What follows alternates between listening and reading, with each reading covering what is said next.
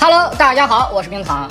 去年9月15号，我入了原神的坑。之所以会入这个坑呢，原因很简单，克勤长得实在是太好看了，他简直就是按照我的 XP 在设计的角色。那么时至今日呢，我已经在原神里度过了快1年的零氪生涯。是的，我是一个零氪玩家，没有月卡，没有技型的，真正的1毛钱都没有充过的零氪玩家。买过月卡的那叫月卡党，我这种的才叫做真正的零氪党。而且我还是一个铁打的 XP 党。我的抽卡第一原动力就是看角色好不好看，它强不强，它的大数字通通跟我没有半毛钱关系。那么恰逢1周年之际，我就来把我的零氪思路做一个总结吧，也把我的玩法教给大家，来帮大家省钱。本期视频呢，主要分为3个部分：零氪的成果总结，怎样零氪玩好原神，零氪的抽卡思路规划，包括 XP 档和强度档。在开始前，我先声明2件事啊。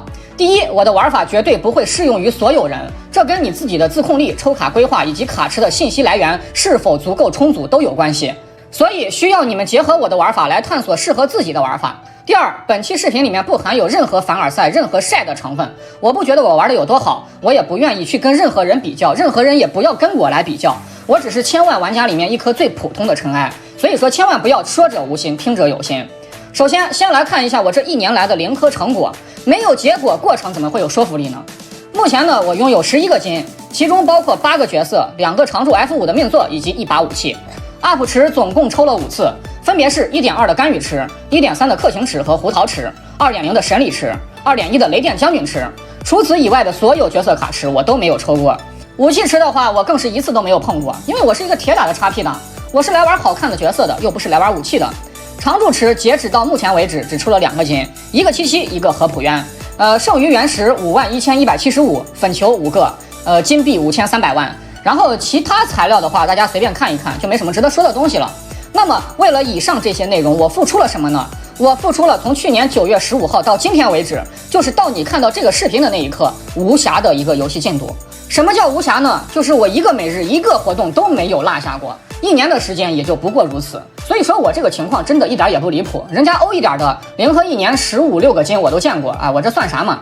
其他的就没啥了，你们公认的那些很强的角色我通通都没有，但是我还是玩的挺快乐的啊。那么这时候肯定有人要说了啊，你不是抽了个干雨吗？还敢说自己不是强度党？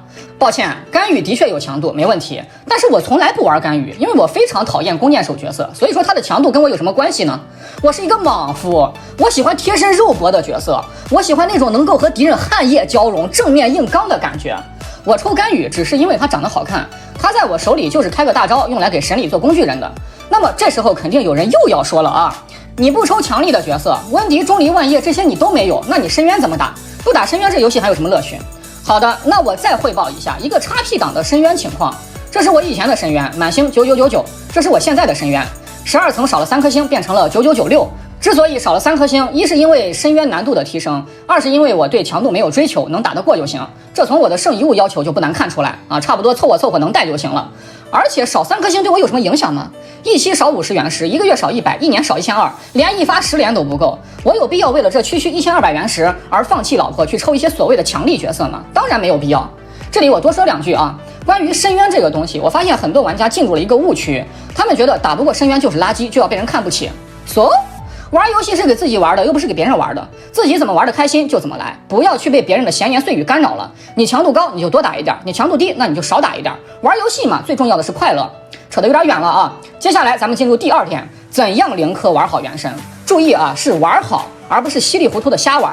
不管你是 XP 档也好，强度档也罢，要玩好这个游戏只有2条路可以走，要么氪，要么攒。氪得起你就648走起来，氪不起你就老老实实的攒原石。你1不氪2不攒，见160原石抽一发，你怎么可能玩好这个游戏嘛？目前原石的收入途径主要有3个渠道：每日活动、大地图。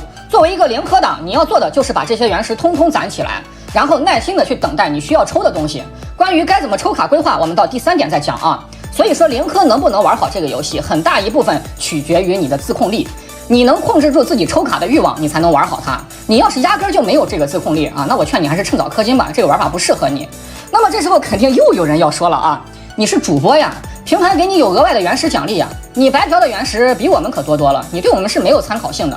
哎，不好意思，我的原石收入渠道和大家还真是一样的。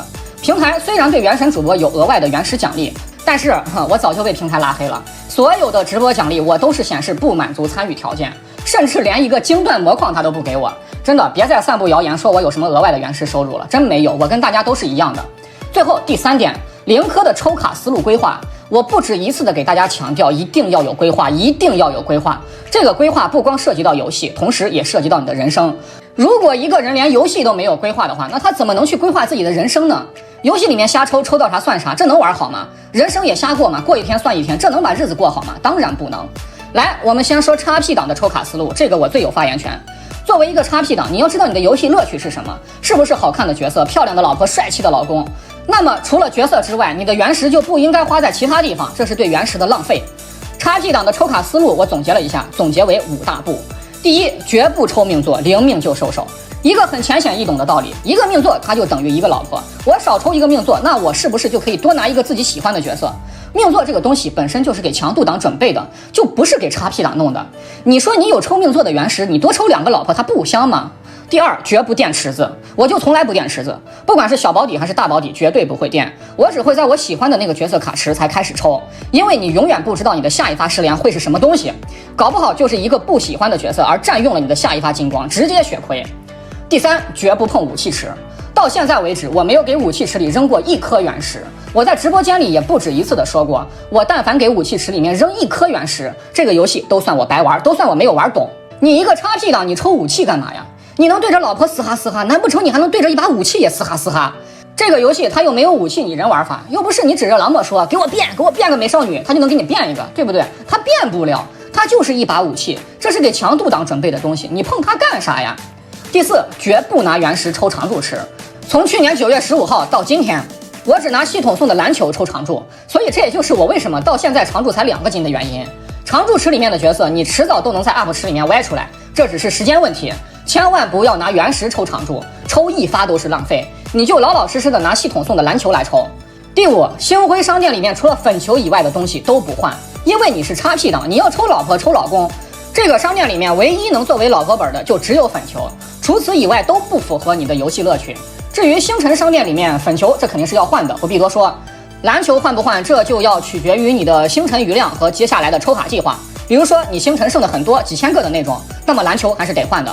但是如果说你像我一样只有几百个星辰，这点库存大概只够换2-3个月的粉球，并且你能预测到接下来1到2个版本内的卡池大概情况。知道你不会去抽卡，星辰数量不会增加，那么这个篮球你就不要换了，换粉球咱都不够，咱还换什么篮球呀？所以这就要求你对未来版本的卡池有所了解，即使是一个大概的了解也是可以的。那还在等什么？赶快关注我呀！要说到对未来角色的了解程度，我觉得我还是能帮助到大家的。上面说到的这5大步，只要你能做到，绝对可以把原神玩好，以后再也不用担心抽不到老婆了。那么接下来咱们再说一下强度党的抽卡思路啊，我把它也总结为2大要。第一，一定要抽命座，千万不要雨露均沾式抽卡，你就攒好原石，然后逮着一个强的角色死磕他命座，抽上2个满命很强的 C 啊，比如说萧呀、优拉呀这种就够了，剩下的位置整几个3带1的辅助，你强度能弱吗？你想弱都难，打不通深渊你回来找我，千万别说0颗抽不起满命，那其实还是你攒不住。我如果不做 XP 党，而是做一个强度党的话，这1年下来我也10万多原石了，我觉得搞一个满命不是啥问题吧。第二，一定要抽武器，我指的不是乱抽武器啊，而是要给你的强力角色配套着去抽武器。